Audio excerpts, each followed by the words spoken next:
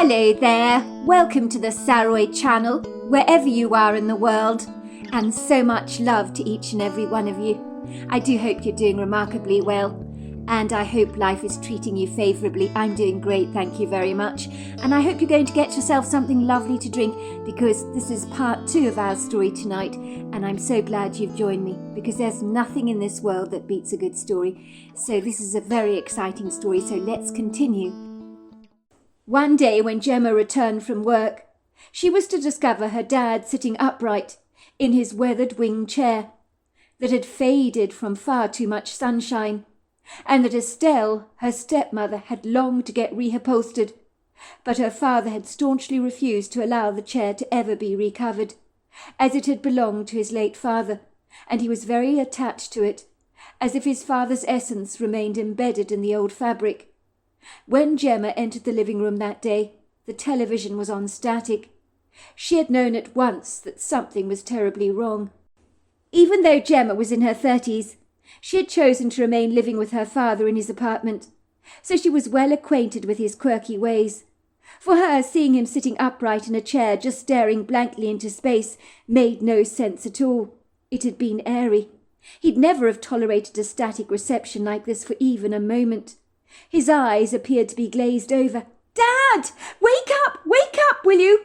she said, rushing hurriedly over to him, her heart dipping in her chest like an escalator on a downward trajectory. "For goodness sake, wake up, Dad!" But when she rushed over to him and touched his body slumped to one side, and Gemma had screamed so loudly that the next-door neighbour had called the police at once, believing that Gemma was being murdered. Gemma had been shaking so much when she came to the horrifying realization that her father was dead. There was nothing she could do to revive him. He was out cold, and she suspected he'd had a heart attack. Her suspicions were later confirmed by the medical examiner, who described her father's heart as being very enlarged. Nothing prepared her for the hopelessness that would cling to her life, like a tick on a dog's back, not easily shaken off by any manner of means. Certainly, if it had not been for Estelle's loving support, Gemma did not know how she would have coped or got through this tragedy with her father gone so needlessly from her life. She had felt conspicuously alone, and after he was laid to rest, she never left the apartment for a whole 2 weeks. Her grief was so great. It was Estelle who pulled her out of the muddy mire of her lugubrious melancholia and helped her to get back on her feet again, bringing her hearty meals and watching televisions with her. Estelle had been so gentle, kind and loving, and equally as devastated to learn of her late husband's passing. Estelle still lived with her sister and had never remarried. She remained hopelessly in love with a man who had been incapable of reciprocating that love.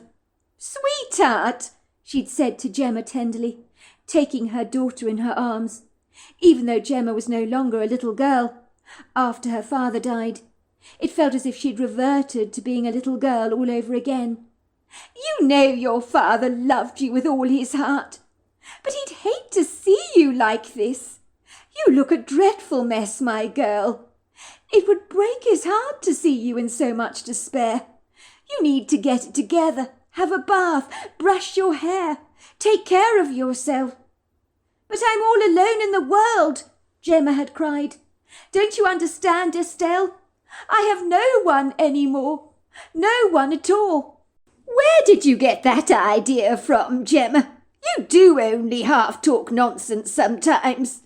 You listen to me, girl, and you listen hard," said Estelle, putting her hand under Gemma's chin and tenderly cupping her face, her blue eyes holding Gemma's gaze. "You are never alone. You hear me? I'm always here for you, no matter what. Do you understand that? I may not be your biological mother by blood, but I am in heart, and nothing can change that. I have always considered myself to be your mother, and as I say, I'm always here for you. I may not have officially adopted you, but you're my little girl, no matter how old you become." Estelle's magnanimous words had been heartening, warming the cockles of Gemma's heart, and she knew it was true, and that no matter what hurdles life threw their way, that stepmother and stepdaughter would always remain incredibly close. The generation gap between the two of them was insignificant, and in recent years had melted away like butter, so that they had become closer than ever. Estelle was more than a mother to her, but her very best, most beloved friend. It was Estelle who'd encouraged Gemma to sort through her dad's stuff. "You don't need to sell your father's apartment, and if you want the honest truth, I don't think you should. It's located in a magnificent part of Manhattan, and it's a fabulous investment, and I would keep it if I were you. But the one thing you don't want to do is to live in the past, and your father's stuff lying all over the place is going to make you do just that. I can help you sort out some of his things if you like. We'll go through all the supercilious items, donate his clothes to charity. What do you think?" "I think you're right," Gemma had admitted. "It's a job I've been putting off, but it needs to be done. I guess I was so worried that I'd just break down in tears, having to sort his stuff out.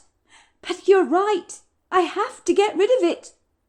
Gemma had been so grateful.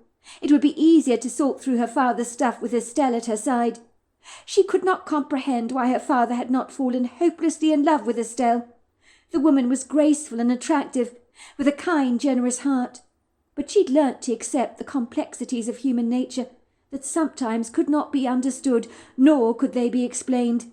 It had been a lot easier than Gemma had imagined to throw her father's stuff out, as Estelle had efficiently arrived at the apartment, armed with black bin liners and large cardboard boxes. It was an unassuming, nondescript old shoebox that would turn what had been a very productive day over on its head. "What's this?" she had asked Estelle, pulling out a dusty shoebox that she'd found clandestinely hidden in the far corner of her father's closet, that she very nearly overlooked had it not been for a scattering of sunlight through the opening of the windows of the bedroom that had lit up the far corner of the closet, just enough to captivate Gemma's attention, so that crouching down on hands and knees, she reached towards the back of the cupboard to slide out the box, her fingers becoming black with dust, and tickled by the silken fibres of a web that she could see had disturbed a spider that hurriedly scuttled away, not remotely amused to be so rudely disturbed. "Oh, throw it away, will you, dear?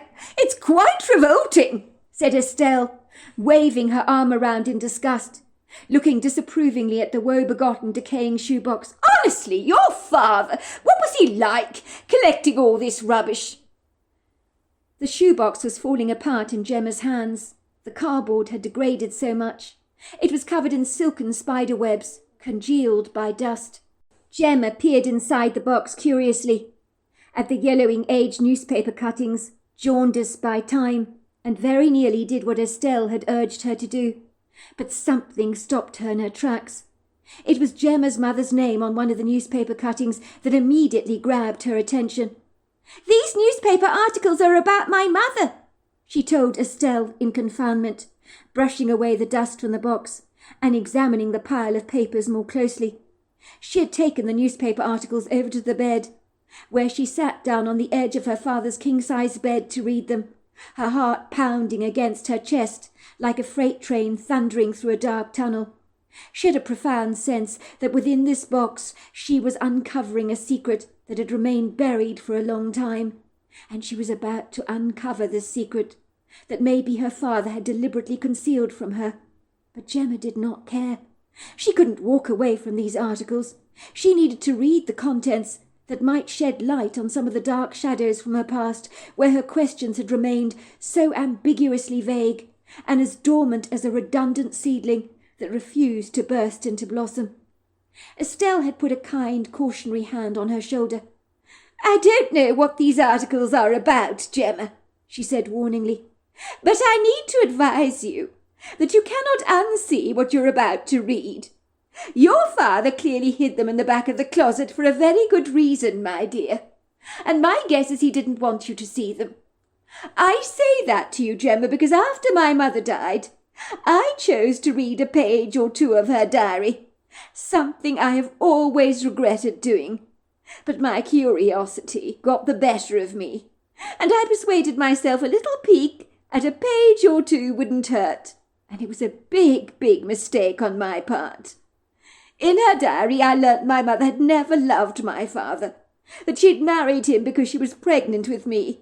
And in those days, let's just say an unmarried mother was frowned upon greatly, and so my mother was rushed into marrying my father, before she began to show. My father adored my mother, you know. But when I read that page in the diary, I was so devastated by my mother's resentment towards my father. She described how she felt trapped in a marriage because of me, and that hurt me greatly. I threw her diary into the incinerator at once, but I was never able to forget the way she described my father, the unkind words she used against him, and it cut me to the quick, it did. And you can't unsee what I saw, and I've always regretted that, and I don't want you making the same mistake that I made." "Well, if you only read 1 or 2 pages of your mother's diary," said Gemma, "it meant you read a day of her thoughts, that's all. Those thoughts could have changed over the years.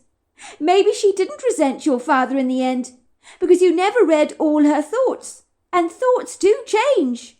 "And I'm sure they probably did, and you're right.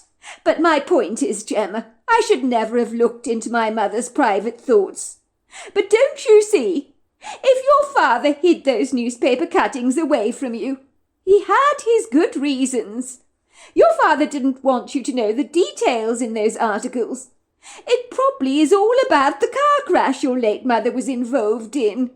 Surely you don't want to upset yourself with reading all that stuff. It's bound to be quite a setback if you do." "Do you remember how my dad would say my late mother was inquisitive like a squirrel?" Gemma asked Estelle, looking into her stepmother's blue eyes. "Are squirrels even inquisitive?" asked Estelle, raising a brow. "I suppose they are to a degree, but I think monkeys are much, much worse. I remember on the trip to Africa, me and your father discovered a whole lot of monkeys rifling through our stuff, and that is what I call inquisitive. Squirrels, I'm not so sure." "Well, whether squirrels are inquisitive or not is not my point. The point is, Estelle, I've inherited that unfortunate nosy quality from my mother. My father found it to be incredibly annoying. He never liked to answer any of my questions, you see. He said I should have been a newspaper reporter, because I want to know so much. I like to know all the details, the ins and outs. And he was right about that. I've always been like that, Estelle. And when it comes to my mother, her whole life is clouded in ambiguous mystery. My father never told me much about her, even though I hammered away at him tirelessly like a jackhammer drill. But it was no use. He was never forthcoming. This is my opportunity, Estelle, to learn something about the accident that my mother was involved in. Something that my father willfully kept from me. I think I'm entitled to know what happened to my mother, don't you?" "Well then, go ahead, Gemma. Who am I to stop you? You're going to read the articles, even if I discourage you from doing so. But don't blame me if you're left feeling distressed and disheartened," said Estelle, eyeing me warily through her pale blue eyes that were puckering up in the corners into worry lines. "Don't look so worried, Estelle. I can handle a few newspaper articles, I'm most sure." "Well, if you're going to read the article," said Estelle, looking at Gemma, "you better read it to me as well, because I don't want to be left in the dark." And Gemma did just that, as she lifted a newspaper article out of the box. "Listen to this, Estelle. This is curious. This is the headline. 'Is there a curse on the Dogwood Road?' It goes on to say, 'Many have asked this quintessential question, for the Dogwood Road is an unassuming backcountry road in Montana, and has been subject of much media speculation for many who have driven down that back road and reported strange idiosyncratic sightings over the years. Many have reported seeing the ghostly spectre of a female hitchhiker who was knocked over by a motorcyclist in the 1960s and died instantly on impact. It is believed she's wearing bell-bottom blue jeans and a floral button-down shirt with elegant butterfly sleeves. Many believe the ghostly woman does not know she's dead and is hitchhiking for a lift years and years after the event. No one knows who the mysterious ghostly woman is, but many have seen her apparition that is so lifelike she is mistaken as being a genuine hitchhiker Many drivers have claimed to have lifted her over the years, describing her as shy and reluctant to enter their car. It is only later they find the woman vanishes along the journey. Strange lights have been seen on the road, and outer-worldly mists that have covered the road in a dense fog, and people have reported to seeing gargantuan-sized, ambiguous figures in that mist. Mrs. Anker Priory, a local resident to the small Montana town, says she's been on that road when an unexplained mist appeared out of nowhere. She spoke to our reporter, Miles Ferguson, on the matter, warning people to avoid that back scenic country road whenever possible. It was too terrible for words. I absolutely loathe that road. At the very least, they should change the name. There's something not right about that road.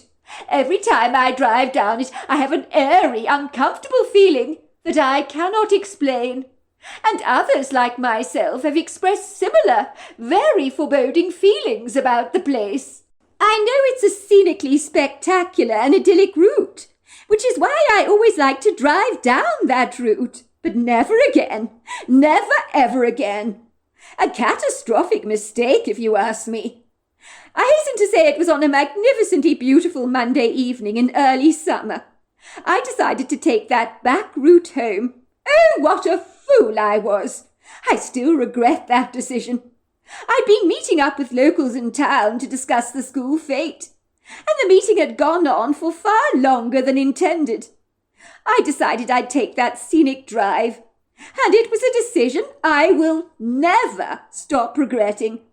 As I was driving down the road, all of a sudden a haunting thick white mist began to creep across the road, and it was the airiest thing I have ever beheld.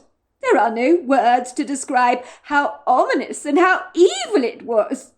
I was overcome with a bodeful feeling of absolute dread. Every hair on my body was standing up on end. I felt something was in that mist, and it was watching me. And whatever it was demoniacal. I had to stop my car in the middle of the road. I could not proceed any further. Doing so would have been treacherous, because I couldn't see anything ahead of me at all. All I could see was this thick, cloying white mist. The worst part of it all was I observed this Herculean, dark silhouette in the mist, and it was staring at me. Those eyes burnt into me. But I have no idea what this thing was. But the whole experience was so outer-worldly, so dreadfully bizarre. The mist then began to slink away and dissipate, and I thankfully drove away from that road like a bat out of hell. The next day my car smelt of burnt rubber and a strange kind of tree resin I've smelt once before, but I'm not sure what it is.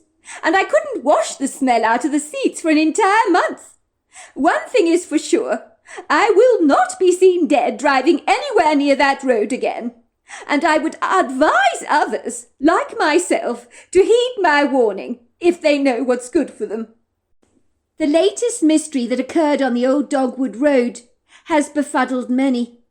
When two best friends, Victoria Fontaine and Samantha Barton, were travelling down that road in their car to visit a friend.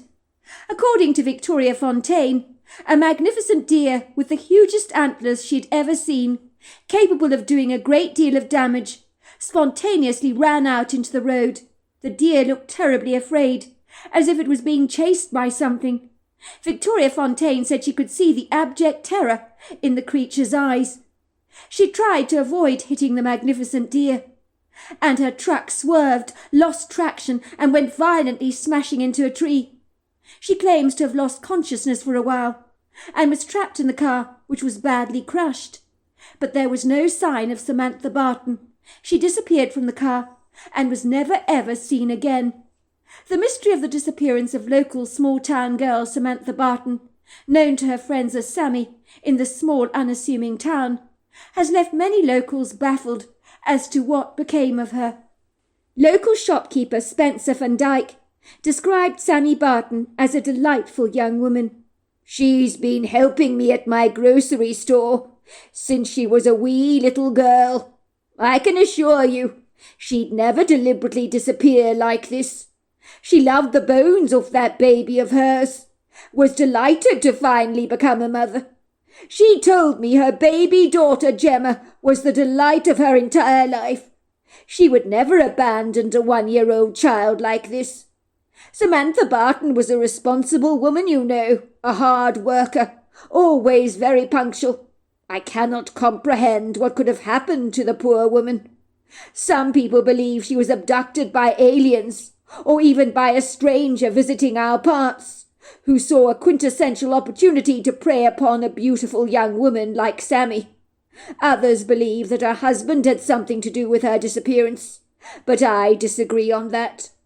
While others say the Dogwood Road is like the Bermuda Triangle, where strange idiosyncratic things happen.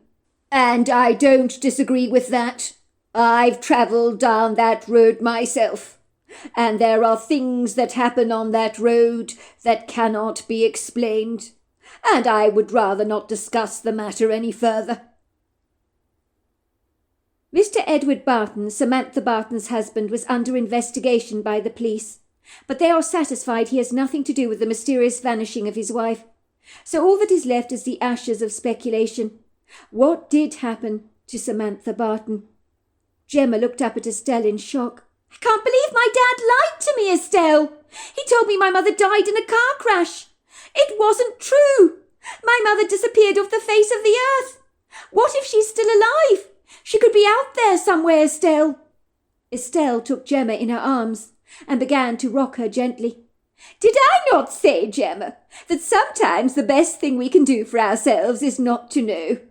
You've read the article, and now look how upset you are.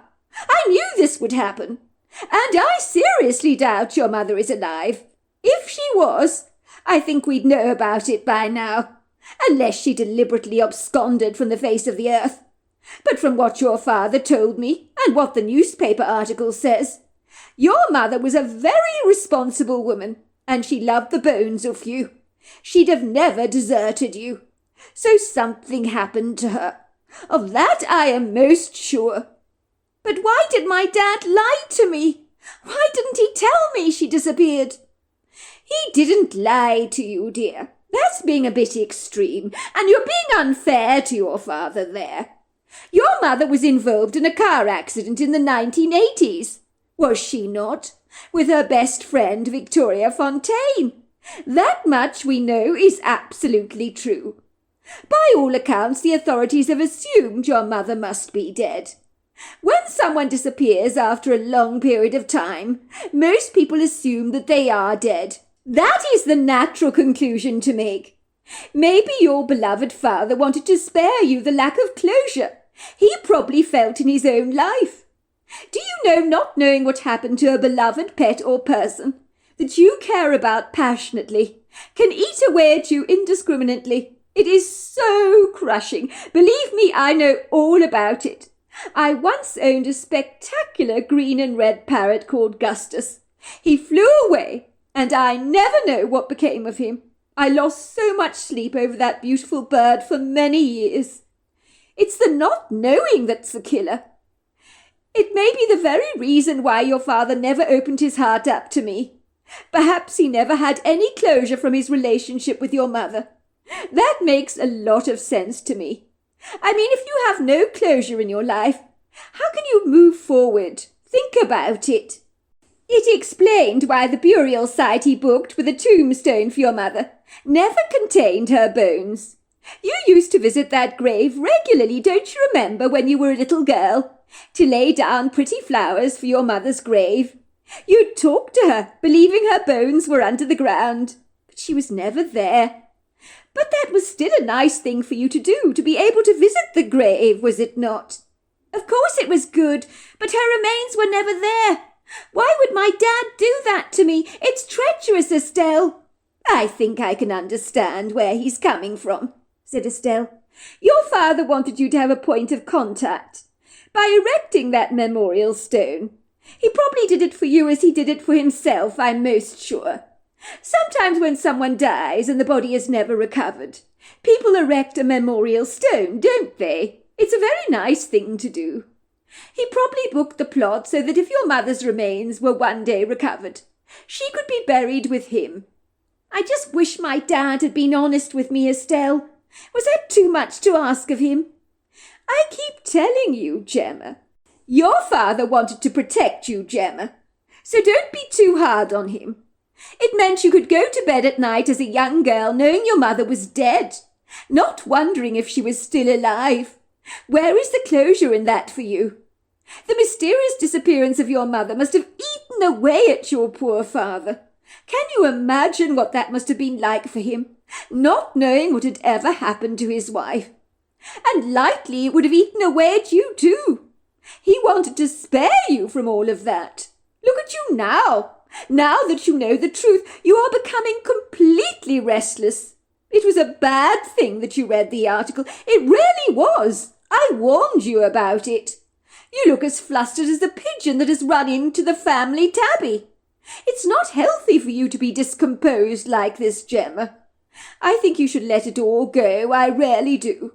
Move on with your life. Sometimes in life answers will never be forthcoming. Some things you will never know the answers to. I've had to accept it, that I'll never know what happened to my parrot. I think you should do the same when it comes to your mother. Sometimes the best thing we can do is to let it go. I'm sorry, Estelle. I know you've got my best interests at heart, and I'm grateful for that. Really, I am. But I need answers. I must find them. Knowing about my mother a little more and what happened to her that night that she disappeared will bring me the closure I seek if I find answers. I have to go to that small town in Montana where my mother grew up as a girl, and I'm going to find this Victoria Fontaine. I'm going to speak to her personally, and to anyone who has any memories of my mother. I'm going to find that old Dogwood Road. Why am I not surprised, Gemma? You never surprise me. You are so burning with curiosity. And I don't know if you know the old saying, but curiosity killed the cat. I despair with you. I really do. Because I can't convince you to change your mind. I'm not even going to try and persuade you to change your mind, because what is the point? I know you're like a dog with a bone when you've got your mind set on something. And so I'm not going to interfere. But what I will say to you, Gemma, is be careful. People in small towns can be incredibly cliquey, you know. They might not take too kindly to your coming along, poking your nose into other people's business and asking all kinds of questions about an old case that happened a long time ago. But Samantha Barton was my mother. Don't I have a right to find out what happened to her? Of course you have a right to find out, dear. But missing persons cases can be incredibly distressing, because very often answers are never found. But I know you're going to do what you want to do, and so who am I to change your mind? But as I keep warning you, don't blame me if it's a total train smash. Gemma did not heed her stepmother's warnings. She loved Estelle very much, but felt that her stepmother could be a tad overdramatic at times. She had left New York in a tearing hurry, almost as if the city was suffocating the very life out of her. Indeed, it really had felt as if she was drowning, so getting out of New York would feel like being rescued from a sinking ship that she desperately needed to escape, after she'd come to the stark, horrifying realization that the life she'd enjoyed in Manhattan with her father had not been as authentic as she'd first believed.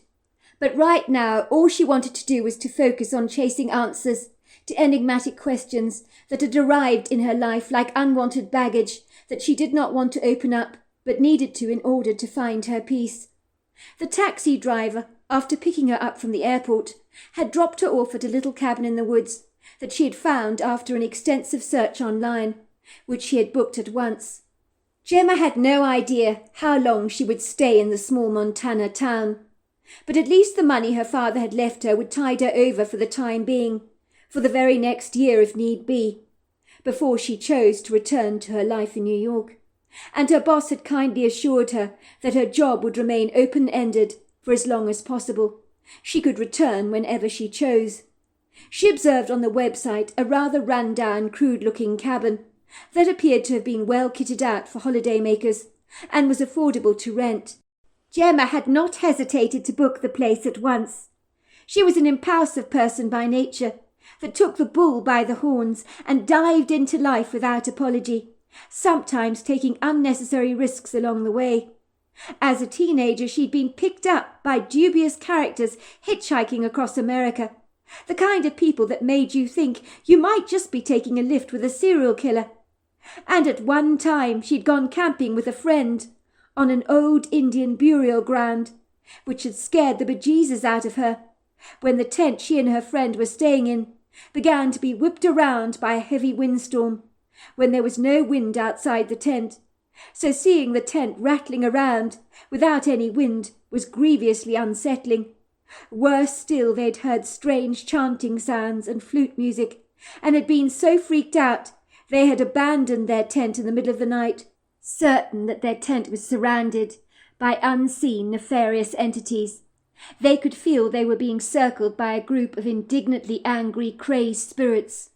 In truth, they'd physically seen nothing at all, but the incensed, diabolical, manic energy had been palpable, and it had made itself clear to the two girls that they needed to leave at once, and they knew that if they did not, something quite dreadful would have become of them.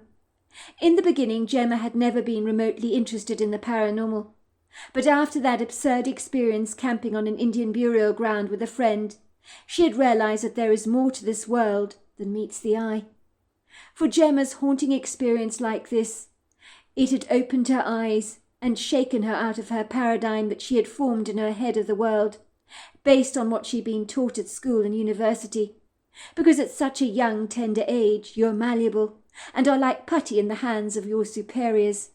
It's easy to have your opinion shaped by the people that inadvertently cross your path and influence your life. But Gemma's mind was now wide open to brand new ideas and possibilities, and her mother's disappearance had left her pondering to what could have become of her. She knew her father would never have harmed her mother, nor would her mother have willingly abandoned her when she was only a 1-year-old baby.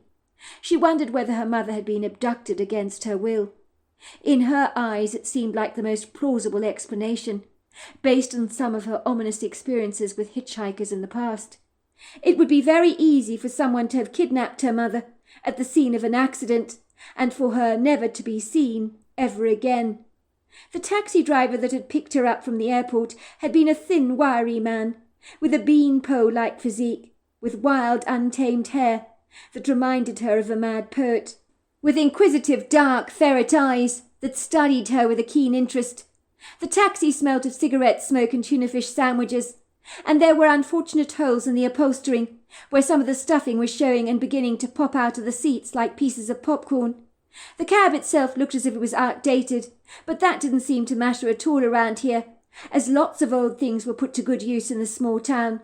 They probably embraced the age-old adage that if it's not broken, it doesn't need fixing, whereas in New York it was always getting rid of the old to embrace the new. The good thing about this taxi driver was he never said a word. For some that might have been unsettling, but for Gemma it was a welcome relief. For one who loved to ask questions, she certainly hated it when questions were directed at her, and would do her damnedest to avoid questions of every kind. So there we are. That is the end of part 2 of our story. Part 3 is tomorrow night, so I look forward to you joining me then. Until next time, goodbye and good night.